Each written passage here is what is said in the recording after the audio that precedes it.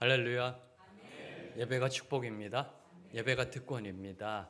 예배가 은혜입니다. 제가 선포하는 게 무엇인지 아는 분들은요, 얼굴부터 달라지세요. 이렇게 달라지세요. 네. 진짜 예배가 축복이다, 은혜다, 특권이다. 하나님이 주신 선물이다.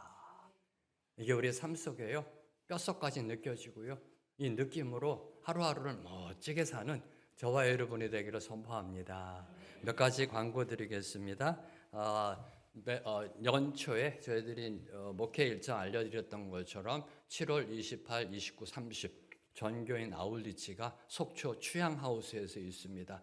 그래서 여러분의 핸드폰 딱 켜셔서 그 날짜에다가 딱 치시고요. 아무 데도 안 가 이렇게 딱 해놓으시고요. 네, 속초 취향하우스 가셔서 하나님이 예비하신 그 은혜 속으로 들어가게 되기를 소망합니다. 그리고 내일 우리가 사랑하는 우리 이재민 전도사님 목사 안수식이 내일 있습니다. 분당 할렐루야 교회에서 10시에 있습니다. 시간 되시는 분들은 함께 가셔서 축복해 주시고 기도로 우리 전도사님 귀한 하나님의 종으로 세움받도록 기도해 주세요.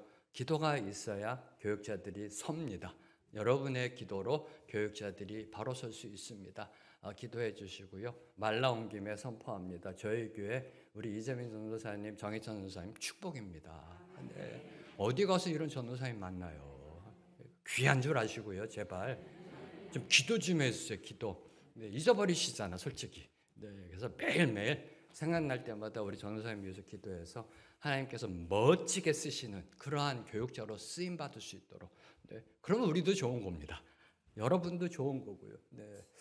그리고 마지막으로 여러분에게 광고 드리는 것은 지난주부터 저희 주일 예배 시작이 좀 바뀌었습니다. 그렇죠? 네, 기도로 준비합니다. 네, 기도로 준비합니다. 하나님이 기도하는 가운데 예배가 기도로 준비하라. 목마른 사슴이 시냇물을 찾고자 하는 그 갈급함, 간절함, 그 하나님의 성령 역사를 기대하는 기대감. 예배를 보는 게 아니라 네, 찬양단이 어떻게 찬양하느냐, 목사가 어떻게 설교하느냐 보는 게 아니라 드리는 그 준비됨. 네. 이 교회가 살아날 줄로 믿습니다. 예배가 살아날 줄로 믿습니다. 예배가 살아야 교회가 살고요. 예배가 살아야 이 나라가 삽니다. 네. 감사하게도 지난주에 어떤 분이 성별을 얘기 안 하겠습니다. 우선 어떤 분이 저에게 그러시더라고요. 정말 힘들었대요, 몸이요. 그래서 교회를 안 가고 싶었대요. 몸이 안 움직이니까 억지로 교회 왔는데 회복이 되더래요. 예배를 통해서. 저희 성도 중에 한 분이 와 그때 거의 막 이 감정이 격해서 눈물 나오는 거 참으면서요. 아 정말 감사하다고. 네. 제가 그저께부터 목감기가 걸렸습니다. 기침이 오늘 아침에 심하더라고 새벽에요. 네, 걱정 안 했습니다. 네, 안 하잖아요 기침 지금요. 아까까지도 찬양하는데 기침했거든요. 안 하잖아요. 네, 주님께 맡기면 예배 능력으로요. 예배 능력으로 네, 저희들이 하나님 앞으로 나아가게 될 줄로 믿습니다. 예배가 축복입니다. 예배가 특권입니다. 예배가 은혜입니다. 기도하겠습니다. 하나님 아버지 오늘도 예배하신 주님의 말씀 앞으로 나아갑니다. 축복하옵소서. 듣게 하옵소서. 들은 대로 살아내는 지혜와 능력을 허락하여 주시옵소서. 예수님의 이름으로 기도합니다. 아멘. 혹시 깨달음 차이의 복리적 영향이라는 단어를 들어보셨는지요? 네, 저도 이번 말씀을 준비하면서 처음 들었습니다. 깨달음 차이의 복리적 영향. 깨달음과 깨닫지 못함의 차이는 어마어마하다는 겁니다. 어마어마하다. 그렇죠? 깨달음의 뭐라고 할까? 이펙트, 그 베네핏은 복리. 여러분이 이자 복리 받듯이 그렇게 막 불어난다는 거예요. 네. 그래서 깨달음과 깨닫지 못함의 그 차이를 설명하는 용어인데요. 이를 쉽게 설명하면 이렇게 설명이 났더라고요. 백지 상태에 있는 두 사람을 가정합니다. 아무것도 몰라요. 그냥 가정합니다. 네, 제명이라는 사람과 인하라는 사람을 가정합니다. 이름부터 범상치 않죠? 네, 제명과 인하. 네, 많이 들어보셨죠? 네.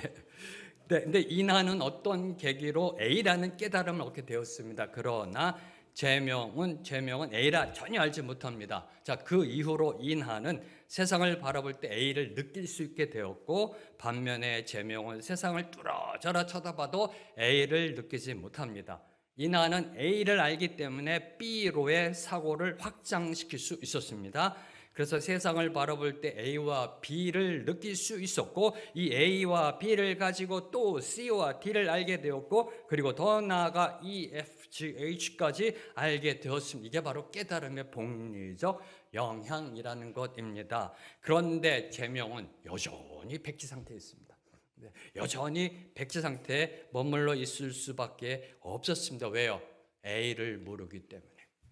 A를 깨닫지 못했기 때문이라는 겁니다. 오늘 말씀을 보면 제명처럼 A를 깨닫지 못해 여전히 백지 상태에 머물러 있는 사람들이 나오고 있습니다. 자, 오늘 말씀은요, 예수님께서 귀신 들려 미쳤다는 소문이 한간에 유포되자 예수님의 가족들이 예수님을 붙들러 나올 즈음에 발생한 사건을 기록하고 있습니다. 소위 바알세불 논쟁이라고 하는, 바알세불 논쟁이라고 하는 그 사건이 기록되어 있습니다. 21절 말씀 함께 읽겠습니다. 시작. 예수의 신족들이 듣고 그를 붙들러 나오니 이는 그가 미쳤다 하밀러라. 이는 그가 미쳤다 하밀러라. 이는 그가 미쳤다 하밀러라.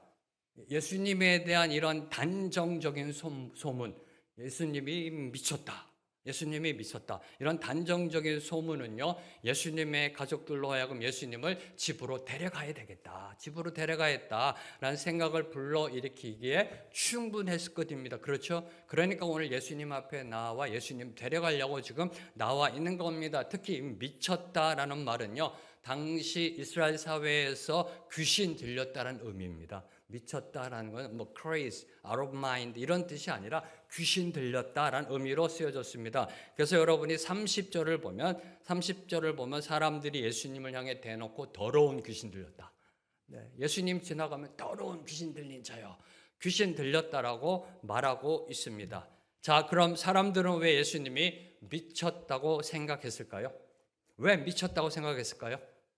그 이유는 다름 아닌 예수님이 병을 고치고 귀신을 내어 쫓는 기적을 행하셨기 때문입니다. 그렇잖아요. 우리랑 다르다라는 겁니다. 예수님은요, 병을 쫓아내고 귀신을 쫓아내고, 그것도 어쩌다 한두 번이 아니에요. 매일매일이에요. 어제도 오늘도 병 고치고 귀신이 쫓겨나가는 역사가 계속해서 일어나니까 분명 귀신 들렸다, 분명 귀신 들렸다.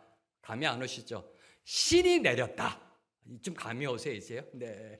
이건 분명 신이 내렸다, 귀신 들렸다라고 생각했던 것입니다. 자, 이는 당시 사람들이 얼마나 큰 영적 무지와 어리석음에 빠져 있었는지, 그렇죠? 이 세속적인 샤머니즘, 세속적인 미신주의, 누가요? 하나님 믿는 자들이, 누가요? 유대인들이, 누가요? 하나님의 말씀을 갖고 있는 자들이, 지금 유대인들입니다, 대상이. 그러니까 세속인들이 아니에요. 하나님을 아는 자들, 하나님의 말씀을 보는 자, 제사 드리는 자들이 이 세속적 미신주의, 샤머니즘에 빠져 있어서 예수님을 그렇게 생각했던 겁니다. 귀신을 쫓아내고 병 고침이 일어나니까 이거 신 내렸다, 이거 귀신 들렸다. 아니, 하나님이 역사하셨다고 생각하면 안 돼요? 안 돼요, 이게요? 귀신 들렸다, 신 내렸다. 이게 얼마나 큰 영적 무지에 있었는지, 얼마나 당시에 그 시대가 얼마나 어리석었는지 보여주고 있는 것입니다.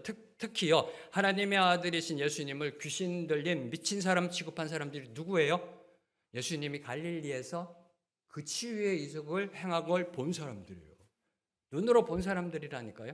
그리고 또 누구예요? 심지어 예수님의 친족과 가족이라는 사실입니다.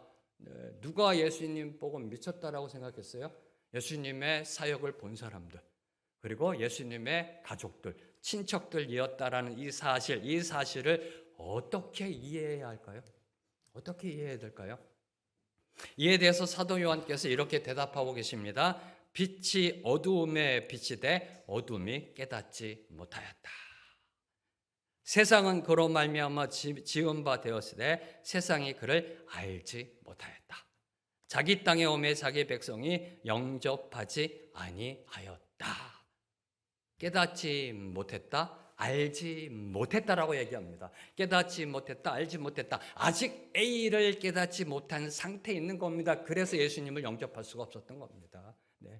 A를 깨닫고 있지 못했기 때문에 예수님을 영접할 수 없었던 겁니다. 인간의 눈으로 보면 예수님이 하나님의 아들이신지를 전혀 알 수가 없습니다. 볼 수가 없습니다. 인간적인 인본주의적인 시각으로 바라보면, 세상적인 관점으로 보면요, 예수님을 절대로 영접할 수 없습니다. 그렇잖아요. 네.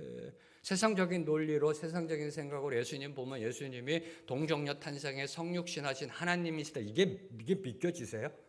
세상적인 시각으로 보면요, 하나님이 이 땅에 인간으로 왔다, 이게 믿겨지세요? 인본주의적인 시각으로요? 아니잖아요. 절대로 예수님을 영접할 수가 없습니다. 이에 대하여 대제사장, 바리새인, 서기관들도 예외가 아니었다는 겁니다. 이에 대하여 유대 종교 지도자들 예외가 아니었다라는 사실입니다. 22절 말씀 함께 읽습니다. 시작. 예루살렘에서 내려온 서기관들은 그가 바알세불이 집혔다 하며 또 귀신의 왕을 힘입어 귀신을 쫓아낸다 하니. 자, 서기관들이 예루살렘에서 내려왔습니다. 그리고 예수님을 향해 이렇게 말합니다. 바알세불이 집혔다. 귀신의 왕을 힘입어 귀신을 쫓아낸다. 당시 서기관들이 누구이냐? 율법학자입니다. 오늘날로 말하면 신학 박사들. 율법학자들입니다. 성경 박사들, 성경 전문가입니다. 그런 자들이 예수님을 가리켜 바알세불을 힘입어 귀신을 쫓아낸다라는 망언을 서슴지 않았던 것입니다. 여기서 보셔야 될 거, 그들은 예수님이 행하신 기적에 대해서는 부인하지 않았습니다. 부인하지 않았어요. 일어난 일이니까. 증인들이 많잖아요, 사람들이요. 부인하지 않았지만 예수님의 능력이 바알세불로부터 온 것이라고 말함으로써 예수님과 예수님의 사역 자체를 아예 부정해버리는, 들을 가치조차 없는 그러한 것이다라고 부정해버리려 했던 겁니다. 자, 그럼 우선 먼저 여기서요, 바알세불이란 무엇인가요? 서기관이 이야기합니다. 예수님 보고요, 예수님이 바알세불이 집혔다. 바알세불이 과연 무엇인가요? 문자적으로는 집주인이란 뜻입니다. 집주인 또는 파리들의 왕이란 뜻으로 당시 가나안의 한 신이었는데, 이 바알세불이 바로 사단을 가리키는 용어였었습니다. 그 당시요.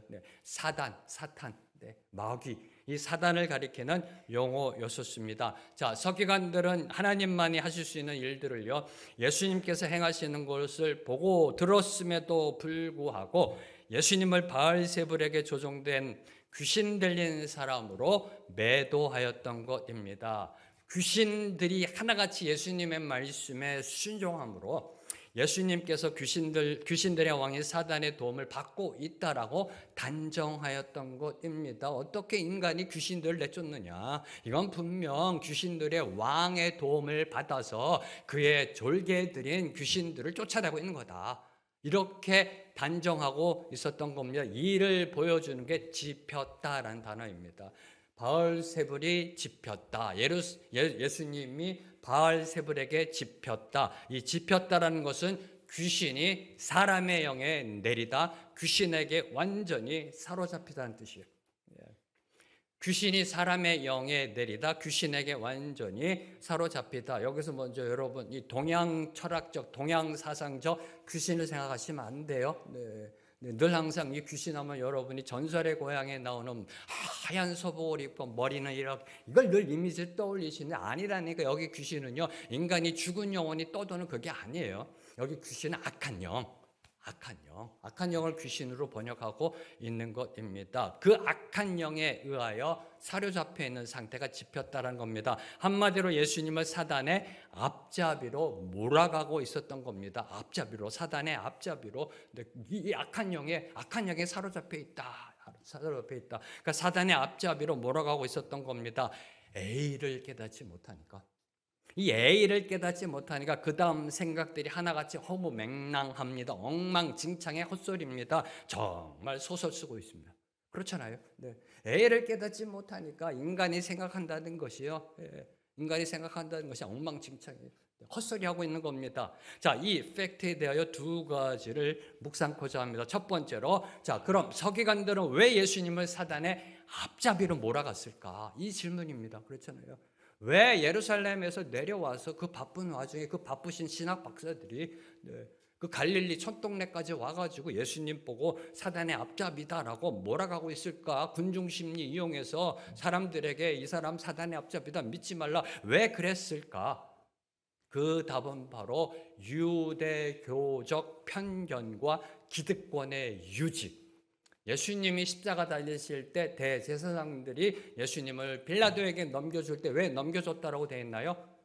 시기심 때문에. 바로 이겁니다. 시기심. 네. 유대교적 편견과 기득권의 유지 때문입니다. 자, 갈릴리에서 신흥 종교가 일어난다는 소식이 들려옵니다. 예루살렘에서. 네, 들려옵니다. 예수라는 청년으로 사람들이 몰려가고 있대요. 네. 그때 예루살렘에 있던 종교 지도자들은 어떻게 생각했을까요? 네. 이거 싹을 잘라야 돼. 이거 그냥 내버려두면 나중에 문제거리 될 수 있어. 아니, 우리한테 와야지, 성전으로 와야지. 왜 예수라는 청년에게 가? 왜 갈릴리에서 이게 일어나야 돼? 이 유대교적 편견과 기득권의 이 시기심. 그래서 성경 박사, 당시 이 대중들이 존경하던 성경 박사, 신학 박사를 보낸 겁니다. 괜히 헛된 사람 보내서 헛소리 한다고 할까봐 박사들을 보낸 겁니다. 박사들을 보내서 아예 그 싹을 잘라버리려고 했던 겁니다. 세력이 더 커지기 전에 밟아버리려고 하였던 것입니다. 이것이 우리가 살아가는 세상의 모습이라는 겁니다.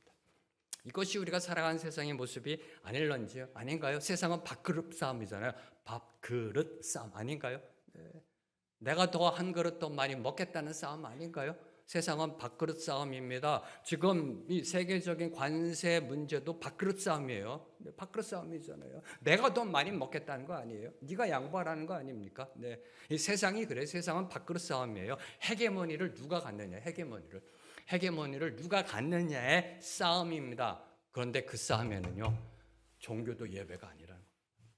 이게 너무나 마음 아픈 거예요. 종교도 예외가 아닌 것을 보여주는 게 유대 종교 지도자들이 예수님을 십자가에 못 박은 거고요. 오늘 이 말씀 속에 보여주는 이 모습, 종교도 예외가 아니다. 두 번째로 묵상하는 것, 저는 서기관들이 율법학자들이 예수님 보고 바알세불이 집혔다, 귀신들의 왕 사단의 도움을 받는다라는 걸 보면서 이런 생각이 들었어요. 참 말은 잘한다. 그러면서 이런 생각이 들었습니다. 그래 말은 얼마든지 자유롭게 할 수 있지. 이런 생각이 들었어요. 네. 그러니까 쉽게 말하면 좀 더 과격한 말로 하면 입이라고 함부로 하느냐, 이런 생각. 네, 그렇잖아요. 그런 말씀 많이 쓰잖아요. 네, 이게 티읕 진 입이라고 함부로 하느냐, 이런 말씀 많이 하시죠. 말은 얼마든지 자유롭게 할 수 있습니다. 예수님이 귀신 들렸다, 귀신의 왕을 힘입어 귀신을 쫓아낸다라고 말할 수 있습니다. 그런데 기억해야 될 거, 그 말에는, 인간의 말에는 반드시 책임이 뒤따른다는 겁니다. 이게 성경의 원리고요, 세상의 원칙이잖아요. 말에는 반드시 책임이 따르게 되어 있습니다. 말은 결코 허공으로 사라지지 않습니다. 한 번 뱉으면 주워 담을 수가 없습니다. 말은 그 말을 들은 사람이 있어요. 그렇잖아요. 말이라는 것. 네. 그리고 하나님이 들으신다는 겁니다. 반드시 그에 상응하는 대가를 치르게 되어 있다라는 것입니다. 따라서 말을 하기 전에 한 번 더 심사숙고해야 한다. 한 번 더 정확히 알지 못하면 입을 다무는 게 상책입니다. 네. 확신이 서지 않으면 침묵이 지혜입니다. 설사 다 안다고 해도요, 덕이 되지 못하거나 유익을 주지 못하는 말은 삼가야 합니다. 근데 서기관들은 예수님의 사역에 대한 사실 여부를 살펴보지도 않습니다. 그냥 내려오자마자 예수는 바알세불이 집힌 사람이야, 이런 사람을 왜 쫓아다녀, 미친 사람 왜 쫓아다녀라고 대중들에게 이야기했던 겁니다. 사역에 대해서 사실 여부 살펴보지 않고 예수님을 귀신 들린 미친 사람 취급하였던 겁니다. 그 어떤 증거도 없이 단지 소문만 듣고, 무턱대고 정죄하였던 겁니다. 아니면 말고식의 비난을 퍼부었던 겁니다. 진짜 아니라면요, 법을 바꿔서라도 죄인 만들려고, 아니라면은 계엄을 선포해서도 바꿔버리려고, 이게 당시 유대 종교 지도자들, 이 기득권자들, 파워 갖고 있는 자들의 이 마음이에요. 마음입니다. 오늘날 우리나라에서 일어나고 있는, 마음에 안 들면 법 바꿔버리잖아요. 법 바꿔서 해버리고, 마음에 안 들면 계엄 선포하잖아요. 똑같아, 인간은. 똑같습니다. 아니다. 만약에 진짜 아니다 그러면 바꿔버려서 예수님을 죄인 취급하려고. 네. 그런 식의 모습으로 지금 서기관들이 나아가고 있는 겁니다. 참으로 무책임하며 무분별한 어리석음의 극치를 보여주고 있습니다. 누가요? 배웠다는 사람이, 누가요? 박사들이, 누가요? 그것도 사회지도층의 인텔리들이. 그러니 나라가 망하죠. 그러니 나라가 망하죠. 네. 40년 뒤에 로마 제국의 군합발에 예루살렘은 철저하게 파괴됩니다. 이 사건 이후 뒤에 40년 뒤에. 그러니 나라가 망하죠. 사회 지도층이 이 모양 이 꼴이니. 자, 이때 만약 여러분이 예수님이라면 어떻게 대응하셨을 것 같으세요? 여러분 보고 막 미쳤다고 그래요. 여러분 보고 막 귀신의 왕의 도움을 받는데요. 바알세불이 짚였다고 그래요. 여러분을 미쳤다고 몰아붙이면 어떻게 대응하시겠습니까? 자, 예수님의 대응이 23절부터 29절까지 기록되어져 있습니다. 먼저 23절을 보면 예수님은 자신이 사단에 붙들렸다는 서기관들의 주장 자체가 모순임을 지적하셨습니다. 사탄이 어찌 사탄을 쫓아낼 수 있느냐? 사탄이 어찌 사탄을 쫓아낼 수 있느냐? 자, 귀신들의 왕인 사단은 어떻게 역사하나요? 그의 졸개들인 악한 영, 귀신들을 부려서 저와 여러분을 미혹하고 넘어뜨리려고 하지 않는가요? 네. 저와 여러분을 실족시켜서 믿음에서 떠나가게 하는 것입니다. 그렇죠? 그런데 만약 예수님이 사단에 붙들린 자라면 어찌하여 자신의 세력인 귀신들을 내어 쫓을 수 있는가라는 질문을 던지셨던 것입니다. 한마디로 서기관들의 지금 주장은 말도 안 되는 비논리의 비약이요 완전한 모순이자 자가당착의 허구임을 지적하셨던 겁니다. 말도 안 되는 소리다. 24절부터 26절 말씀, 세 구절 말씀 함께 읽습니다. 시작. 나라가 스스로 분쟁하면 그 나라가 설 수 없고 만일 집이 스스로 분쟁하면 그 집이 설 수 없고 만일 사탄이 자기를 거슬러 일어나 분쟁하면 설 수 없고 망하느니라. 자, 나라가 스스로 분쟁하면 어떻게 되나요? 그 나라 서지 못합니다. 이해가 안 되세요? 얼마 전에 우리나라 6.25 전쟁 그랬잖아요. 나라가 스스로 분쟁하면 서지 못합니다. 6.25 전쟁 한반도가 초토화됐습니다. 그렇잖아요. 자, 가정도 마찬가지입니다. 남편과 아내가 싸웁니다. 형제 자매 간에 서로 으르렁거리고 헐뜯습니다. 그게 가정이라고 할 수 있을까요? 사탄의 왕국도 마찬가지라는 겁니다. 사탄의 세계도 똑같다는 논리로 지금 주님은 말씀하고 계시는 겁니다. 만약 예수님이 사단을 힘입어 그의 부하들인 귀신들을 내어 쫓는다면 사단 왕국은 망하게 되어 있다는 사실. 이는 당연한 결과잖아요. 당연한 결과입니다. 그래서 예수님께서는 이 당연한 이치를 들어 사단이 왜 이런 어리석은 일을 하겠는가라고 질문하고 계셨던 것입니다. 예수님의 사역이 만일 사단을 힘입은 것이라면 사단은 스스로 자충수를 두는 것인데 그건 말도 안 되는 일이다. 일고의 가치도 없는 헛소리다라고 질책하신 것입니다. 참 주님은 지혜로우세요. 주님은 지혜로우세요. 제가 배우고 싶은 게 이겁니다. 본받고 싶은 게 이겁니다. 늘 항상 말씀을 묵상하면서 주님 저도 이러한 여유가 있게 해주세요. 여유가 있게 해주세요. 감정의 흥분이 돋아나서 내가 미쳤다고? 증명해봐. 이런 게 아니라요. 이런 게 아니라 정말 여유롭게 그 논리를 탁 잡아가지고 이끌고 나아가시면서 설명해 나아가는 말 한마디, 말씀 한마디에 권위가 있고 힘이 있는. 참 저희들이 본받아야 되겠다. 세상을 향할 때. 저와 여러분이 믿는 자들이 세상을 향할 때요. 감정적 대응이 아니라 이런 여유 있는 모습으로 나아가야 될 줄로 믿습니다. 자, 그러면 당대 최고의 지성으로 대표되는 서기관들이 율법의 최고 권위자인 그들이 어떻게 이런 엉터리의 오류를 범하게 되었을까요? 생각 안 해보셨어요? 지식인들입니다. 박사들이라니까요. 이거는요 누구나 아는 거 아니에요? 네. 사단이 그의 부하들을 내어 쫓는다면 그 나라는 망하는 거죠, 이게요. 네. 이런 어떻게 비논리의 모순에 빠졌을까? 이 똑똑한 사람들이, 인텔리들이. 이에 대해 어느 주석가가 이렇게 대답했습니다. 어느 신학자가요, 진리가 그들 속에 없었기 때문이다. 진리가 그들 속에 없었기 때문에 맞는 말입니다. 저도 100% 동의합니다. 지식은 있습니다. 지식은 있는데요. 진리가 없었기 때문이다라는 사실입니다. 오늘날 우리 사회가 겪고 있는 고통, 그 고통 중에 하나가 바로 이 문제입니다. 이 문제예요. 네, 지식은 있으되 진리가 없는 것. 특히 정치의 문제. 지식은 있는데 진리가 없는 것. 국회의 문제입니다. 지식은 있는데 진리가 없다 보니 난장판이에요. 완전 난장판입니다. 아니면 말고식의 비방과 고발이 난무하고요. 본인들만 똑똑한 척 상대당의 사람들은 무시하고 깎아내립니다. 귀신 들린 미친 사람 취급하며 몰아세웁니다. 본인들만 옳다라고 생각합니다. 걸핏하면 소리만 질러댑니다. 네, 이게 지금 우리나라 정치의 모습이잖아요. 이렇게요. 누가요?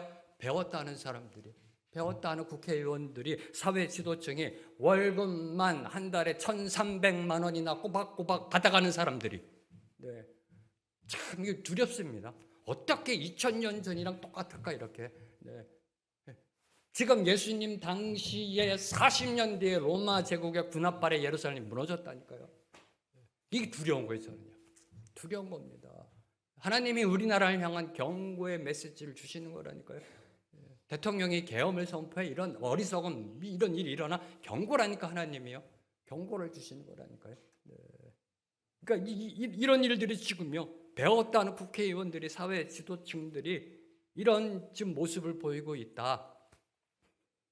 너무나 두렵습니다. 우리나라를 바라볼 때 너무나 두려워요. 그럼 어떻게 해야 돼요? 나부터. 네. 교회가 깨어 일어나 거룩을 선포해야 되는데요. 나부터. 네. 나부터. 너부터가 아니라 나부터.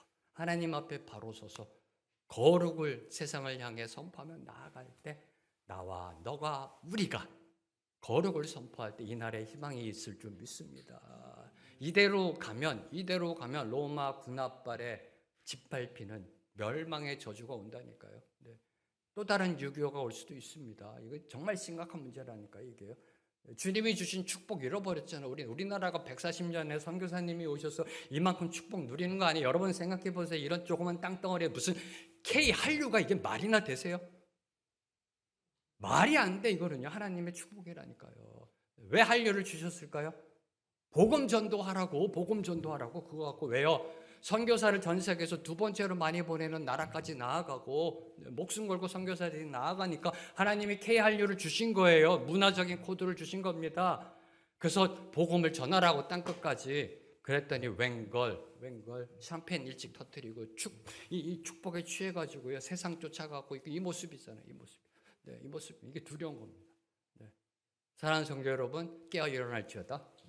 생명의 길교회 예배가 살아날지어다. 예배에 기름 부음이 있을지어다. 이 길밖에 없어요. 이 길밖에 없다라는 사실입니다. 기억하십시오. 항상 배우나 진리에 도달하지 못할 수도 있다. 네. 항상 배우나 진리에 도달하지 못할 수도 있다. 진리는요, 인간의 이성이나 지성 또는 논리나 과학으로 도달할 수 있는 것이 아닙니다. 진리는 오직 예수 그리스도 안에 거할 때 주어지는 축복입니다. 그렇잖아요. 네, 이것이 깨달음의 시작이라는 겁니다. 이것이 깨달음의 시작, A라는 겁니다. 진리를 깨달아야 자유케 됩니다. 주님 말씀하셨잖아요. 진리가 너희를 자유케 하리라. 뭐에서 자유로워져요? 뭐에서? 허구에서, 비논리에서, 이념에서, 이데올로기에서, 빨강색에서, 파랑색에서 자유로워진다니까요. 사랑하는 성도 여러분, 진리가 있어야 빨강색, 파랑색에서 자유로워진다니까. 네. 이 자유로움을 누리는 진리로 이 나라를 다시 세워야 한다니까요. 네. 언제까지 우리 믿는 자들도 빨강색, 파랑색 나뉘어가지고 그렇게 가실런지요. 이제는 자유로워질 때도 됐잖아요. 진리로. 네. 이제는요. 복음 붙잡고 복음이 이념을 이겨야지. 근데 왜 이념 밑에 깔리냐고 복음이요. 사랑하는 성도 여러분. 네. 정말 안타깝습니다. 이대로 가면 나라 망한다니까요. 나라 망해요. 네. 이제는 교회가 이념과 이데올로기에서 자유로워져야 돼요. 자유로워져야 돼요. 네. 물론 개인마다 생각이 있죠. 네. 있으되 상대방을 안아주고 함께 가고 십자가의 화합을 이루는 이러한 이런 모습들이 이 땅에 일어나야 한다라는 것입니다. 이 시작이 바로 진리를 깨닫는 것부터 시작된다는 겁니다. 자, 다음으로 28절은요. 예수님이 귀신들을 쫓아내는 것이 무엇을 의미하는지. 자, 예수님이 귀신들을 쫓아냈잖아요. 근데 이게 바알세불이 짚었다라고 했잖아요. 그게 무엇을 의미하는지 비유적으로 설명하고 계십니다. 28절 말씀 함께 읽습니다. 시작. 내가 진실로 너에게 이르노니 사람의 모든 죄와 모든 모독하는 일은 사하심을 얻되. 제가 잘못한 것 같습니다. 네. 27절 말씀이요. 27절 말씀 함께 읽습니다. 시작. 사람이 먼저 강한 자를 결박하지 않고는 그 강한 자의 집에 들어가 세간을 강탈하지 못하리니 결박한 후에야 그 집을 강탈하리라. 주여 용서하소서. 제가 흥분했습니다. 네. 27절 말씀에 보면 이 주님이 귀신을 쫓아낸다는 것이 무엇인지를 이렇게 설명하고 계시는 겁니다. 강한 자의 집에 들어가 그 세간을 강탈할 수 있는 유일한 방법은 그 강한 자를 결박하는 것이다라는 겁니다. 도둑질은요. 주인이 집을 비운 사이에 할 수 있습니다. 그렇잖아요. 도둑질은. 근데 강탈은 경우가 다릅니다. 강탈은. 왜요? 이 강탈하다라는 의미는요. 완전히 다 약탈한다는 뜻이에요. 전부 다 약탈한다. 네, 전부 다 약탈한다는 뜻입니다. 그러면 어떻게 해야 돼요? 그 집 주인을 결박해야죠. 네, 결박하지 않고서는 모든 세간을 다 약탈해낼 수가 없다라고 지금 주님께서는 말씀하고 계시는 것입니다. 자, 그럼 여기서 강한 자란 누구인가요? 귀신의 왕 사단을 가리키고 있는 겁니다. 귀신의 왕 사단. 그럼 그 세간을 강탈한다는 것은 무엇일까요? 주님께서 귀신들을 내어 쫓고 있는 것. 네, 내어 쫓고 있는 것을 비유한 것으로 사단의 왕국이 지금 무장 해제 당하고 있음을 말씀하고 계시는 겁니다. 네, 무장 해제 당하고 있음을, 다시 말해 지금 주님이 귀신들을 내어 쫓고 있다는 것, 이 사실, 이 팩트는 지금 강한 자 사단이 결박당하고 있다는 사실, 이걸 주님은 말씀하고 계시는 겁니다. 내가 이 사단한테 지금 뭐 귀신 들려가지고 집혔다고 이 사단의 도움을 받고 있다고? No, the other way. 내가 지금 사단을 결박하고 있다. 이걸 지금 말씀하고 계시는 겁니다. 이거를요. 네, 이거를요. 자, 이 사실, 이 변함없는 사실, 이 진리의 사실은 오늘 저와 여러분이 오늘 신앙생활하는 데 있어서 아주 중요한 방향성과 그 의미를 보여주고 있습니다. 무슨 말이냐고요? 저와 여러분, 우리 성도, 믿는 자들의 하루하루의 삶은 영적 전쟁입니다. 영적 전쟁입니다. 어떤 분은 이렇게 얘기하시더라고요. 교회에서 영적 전쟁 얘기하고 사탄 마귀 얘기하고 그러면 야, 좀 미신적이다. 좀 수준이 떨어지는 것 같다. 아, 지금 21세기답게 AI적인 설교를 해야지. 무슨 영적 전쟁이고 무슨 귀신이고 뭐 이렇게 얘기한 분도 계세요. 아니요. 현실인데요. 사단은 오늘도 존재합니다. 현실인데요. 네. 영적 전쟁 현실인데요. 네. 경험 안 해보셨어요? 네, 전 매일 매 순간이 영적 전쟁인데요. 네, 경험 안 해보셨다면 두 가지 중에 하나, 여러분 가짜거나 아니면 주님을 형편없이 믿어서 사단들이 그냥 아이 쟤 냅둬도 돼. 뭐 굳이 뭐 건들 필요 없어 하거나, 둘 중에 하나입니다. 가짜거나, 그러니까 사단 편이거나, 아니면 예수님을 믿되 형편없이 믿어서 사단이 쟤 냅둬 그냥. 네. 뭐 믿는 성도들은 영적 전쟁 가운데 있어요. 하루하루가 영적 전쟁입니다. 날마다 사단의 악한 세력과 대치하는 전투의 연속이라는 것입니다. 자, 이를 사도 바울께서는 이렇게 설명하셨습니다. 로마서 7장 21절부터 23절 말씀, 세 구절 말씀 함께 읽습니다. 시작. 그러므로 내가 한 법을 깨달았노니 곧 선을 행하기 원하는 나에게 악이 함께 있는 것이로다. 내 속사람으로는 하나님의 법을 즐거워하되 내 지체 속에서 한 다른 법이 내 마음의 법과 싸워 내 지체 속에 있는 죄의 법으로 나를 사로잡는 것을 보는도다. 한마디로 내 안에 선과 악이 싸운다는 겁니다. 한마디로 내 안에 하나님의 법과 죄의 법의 싸움이 있다는 겁니다. 이게 우리의 성도들의 인생이에요. 이 땅에서의 삶의 목적, 이걸 소위 신학적 용어로 성화되어져 간다라고 하는 겁니다. 이 싸움, 영적 전쟁. 자, 여러분 이 싸움에서 승리하고 계신지요? 날마다 승리하고 계시는지요? 이 질문에 27절 말씀, 우리가 읽었던 이 27절의 말씀을 기억해야 합니다. 사단은 이미 주님에 의하여 결박당해 있다라는 사실, 이걸 기억해야 한다는 겁니다. 비록 사단은 여전히 공중권세 잡은 자로 악한 일을 도모하지만 결론은 이미 나 있다라는 겁니다. 우리 믿는 자들, 주님 안에 거하는 교회와 성도들을 절대로 이기지 못한다. 그 강한 자를 주님이 이미 결박하셨다. 오늘도 오는 사자와 같이 두루 다니며 삼킬 자를 찾고 있지만 결코 강한 자가 아니다. 우리 믿는 자들의 적수가 되지 못한다. 그래서 성경의 베드로 사도께서는 믿음으로 담대히 대적하라. 오는 사자같이 달려드느냐? 믿음으로 담대히 대적하라라고 권면하고 있는 것입니다. 오늘도 주님은 저와 여러분에게 이렇게 선포합니다. 담대하라, 내가 세상을 이겼노라. 담대하라, 내가 세상을 이겼노라. 이걸 보여줘야죠. 이제 보여줘야죠. 다시 한번 말씀드립니다. 사랑하는 성도님들, 이제 빨강 파랑을 이기는 모습을 보여줘야죠. 담대하라, 내가 세상을 이기었노라 보여줘야죠. 이념과 이데올로기를 이긴 모습을 보여줘야죠. 믿는 자답게 보여줘야죠. 나라를 이제 살려야죠.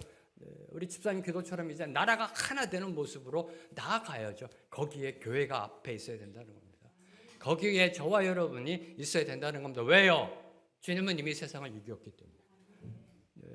이념과 이데올로기 이겼다니까요. 빨강 파랑 이겼다니까요. 이겼다니까 다요. 그게 복음입니다.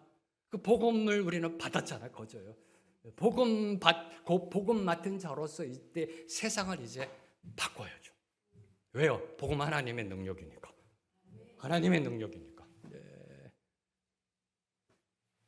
자, 지금까지 예수님은요, 자신을 향해 바알세불의 힘을 빌려 귀신을 쫓아낸다는 것이 얼마나 허무맹랑한 허구인지, 인간의 생각의 비논리인지를 비유적으로 말씀해 주셨어요.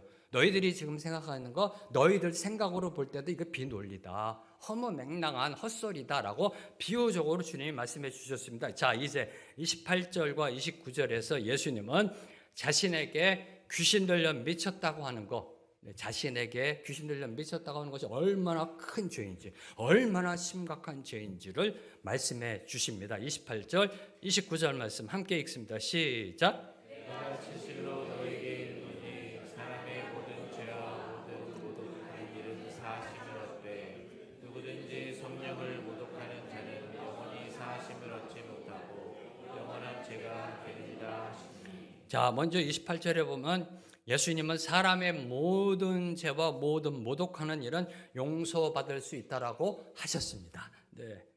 물론 이는 회개를 전제로 하신 말씀입니다. 그렇죠? 회개를 전제로 하신 말씀. 그래서 저와 여러분이 오늘 이곳에서 예배드릴 수 있습니다. 그렇잖아요. 죄 지은 가운데도 주님 앞에 나아가 회개함으로 용서받고 또 나와 이렇게 예배드릴 수 있는 겁니다. 죄는 당연히 응분의 대가를 치르게 되어 있습니다. 저희들이 이사야서를 공부할 때 지금 로마서를 공부하는 가운데도 하나님의 의에는 justice, 정의가 있습니다. 은혜가 임하기 전에 justice가 있어요. 옳고 그름이 있습니다.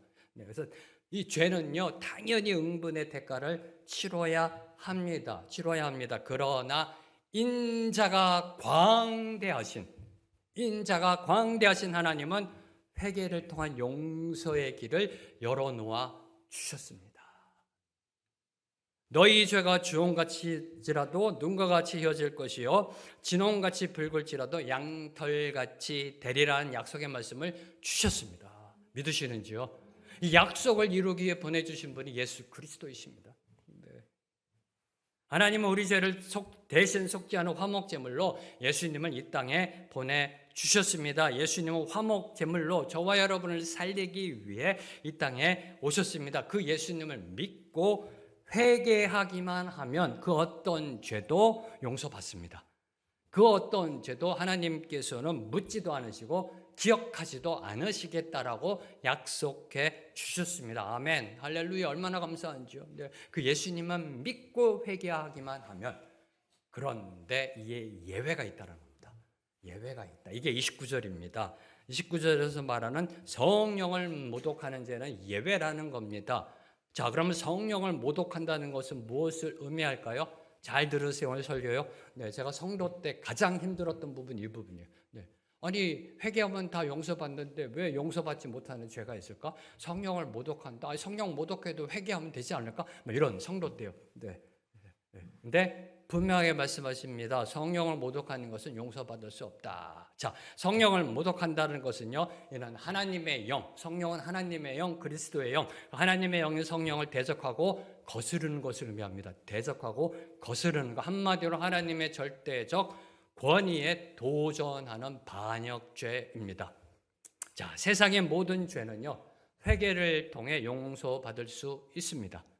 용서받을 수 있습니다. 그렇잖아요. 자, 다윗은 간통을 하고 더 나아가 살인, 교사까지 하는 인간 말종의 죄악을 범했음에도 불구하고 용서받았습니다.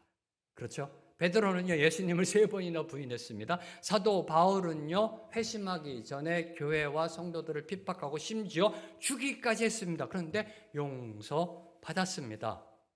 그러나 성령 모독죄는 영원히 용서받을 수 없다라고 성경은 선포하고 있습니다. 왜요? 성령을 거부하면 회개할 수 없기 때문에. 이겁니다. 네.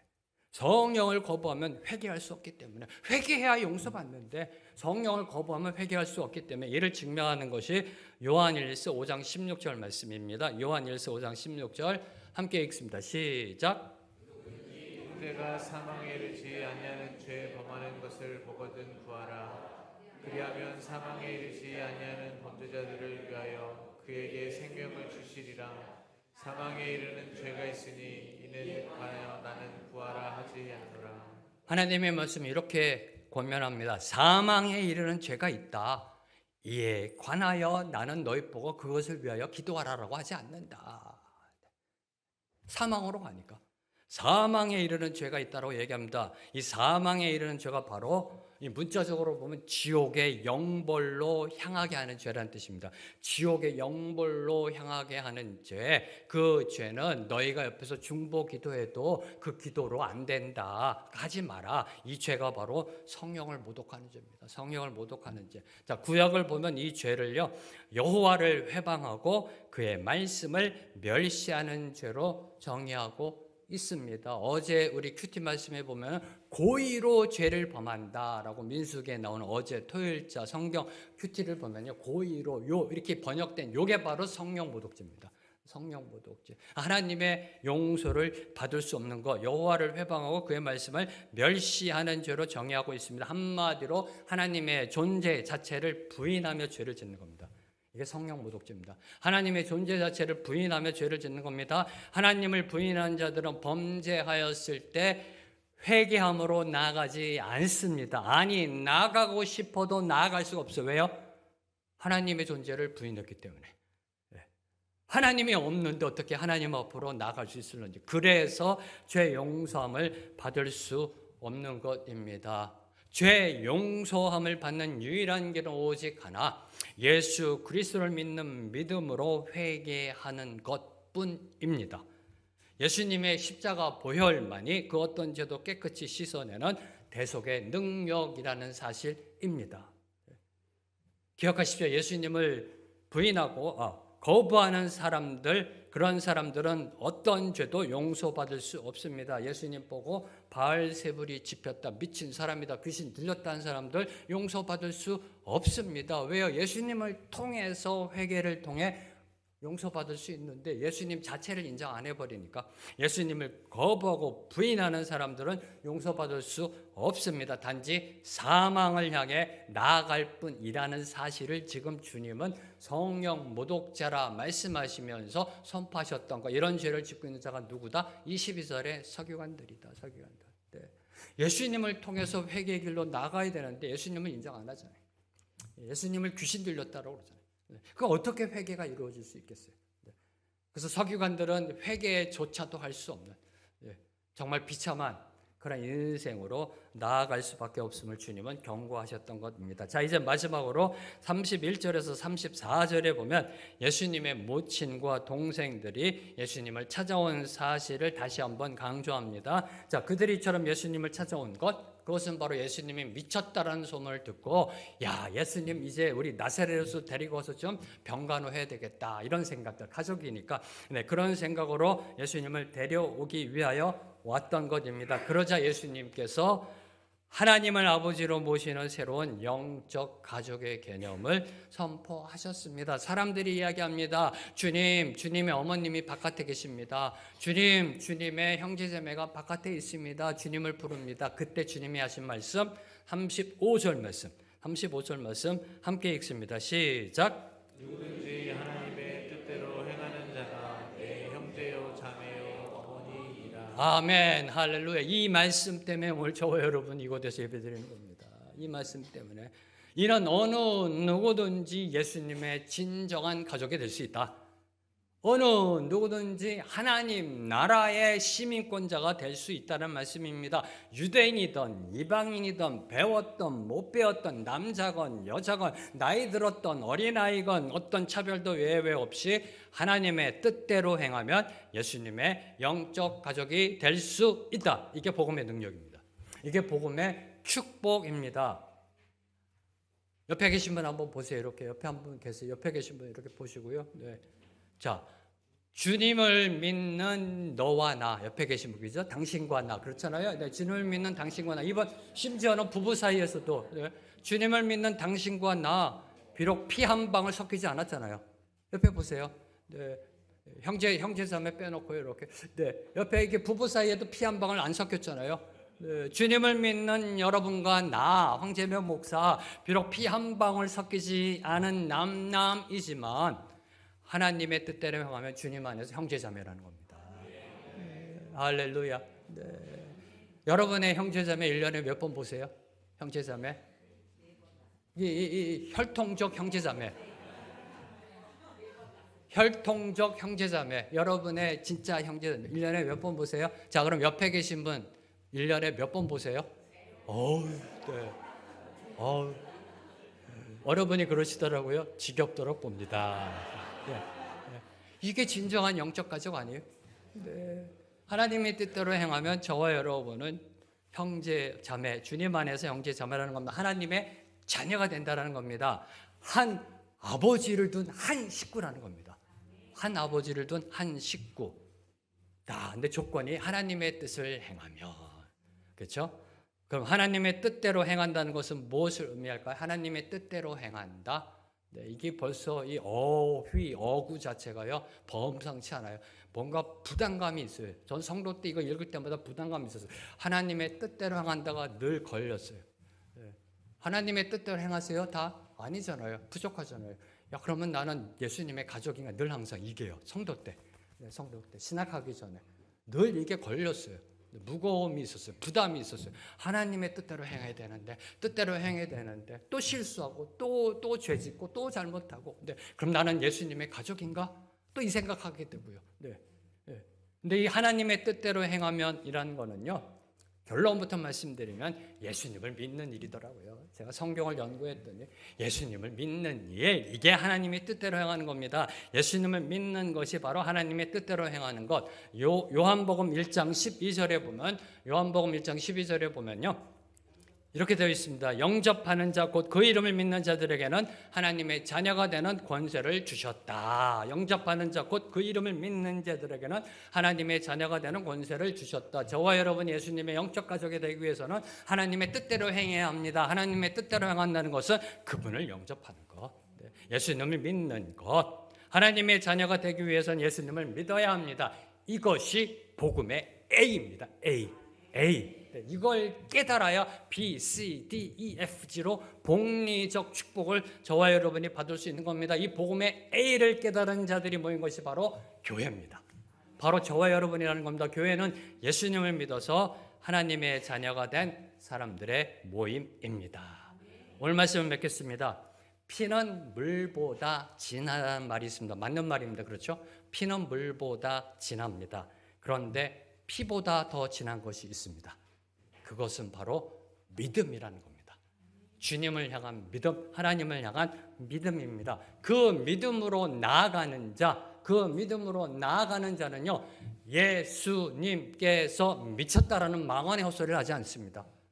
오히려 예수님께 미쳤다라는 기쁨의 환호성을 지릅니다. 사실 그래서 오늘 제목을요, 예수님께서 미쳤다가 아니라 예수님께 미쳤다 했다가 너무 길어가지고요, 길어서 이렇게 줄인 건데, 네. 이 믿음으로, 피보다 더 진한 믿음으로 나아가는 자들은 절대로 예수님께서 미쳤다라고 안 하고요, 내가 예수님께 미쳤다. 예수님께 미쳤다. 사도 바울이 베스도 앞에서, 베스도가 얘기해, 너 미친 사람이야. 사도 바울이 고린도후서 5장에서 그러죠. 그래, 난 미쳤어. 하나님께 미쳤어라고. 예수님께 미쳤다. 이 기쁨의 환호성, 이 기쁨의 환호성, 이 기쁨이 저와 여러분의 기쁨이 되기를 선포합니다.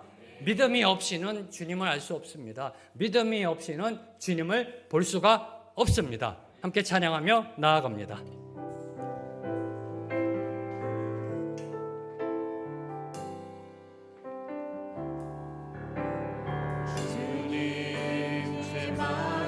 너무 눈에서 주님을 볼 수 없습니다. 이 땅에 속하여 이 땅만 보다가 주님 손을 놓쳤습니다. 나는 나그네로 왔는데 왜 주저앉게 되었나? 나는 정직인데 언제부터 내 삶의 주인이 되어버렸나?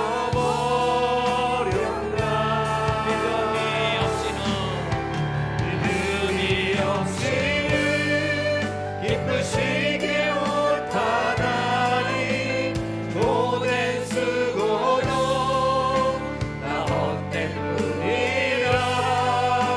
믿음이 없어서 무너진 삶의 모든 자리에 다시 주님을 기다리네. 고백합니다. 주님, 제 마음이 너무 둔해서, 주님, 제 마음이 너무 둔해서 주님을 볼 수 없습니다. 이 땅에 속하여 이 땅만 보다가 주님 손을 놓쳤습니다. 나는 나그네로 왔는데 왜 주저앉게 되었나? 나는 정직인데 언제부터 내 삶의 주인이 되어버렸나?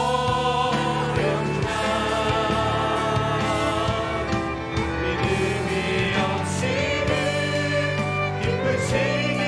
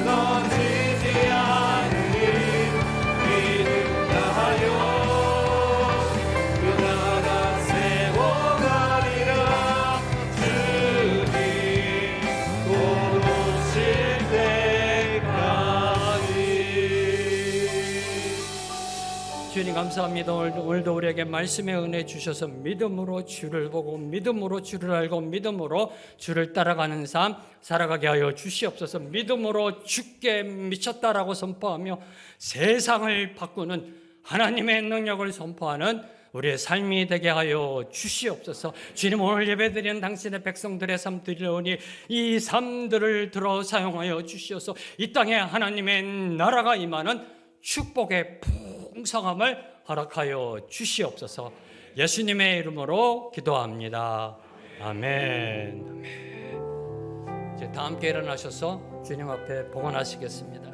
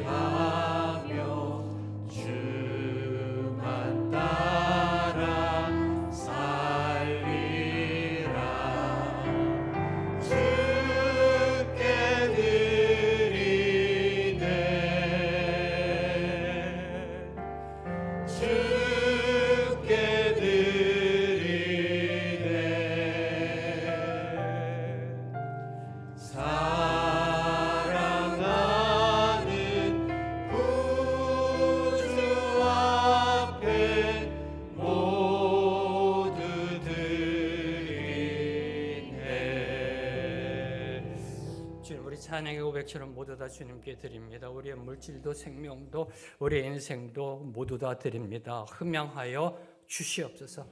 우리로 하여금 믿음 갖게 하시고 믿음으로 나아가게 해주신 그 은혜 감사하여 우리에게 허락하신 물질 축복 중의 일부를 다시 주님 손에 올려드립니다. 주님, 모두 다 드리지 못하는 우리의 이 마음 받아주시옵시고 예물이 올려드려짐 속에 모든 것이 다 주님의 것임이 선포되게 하여 주시옵소서.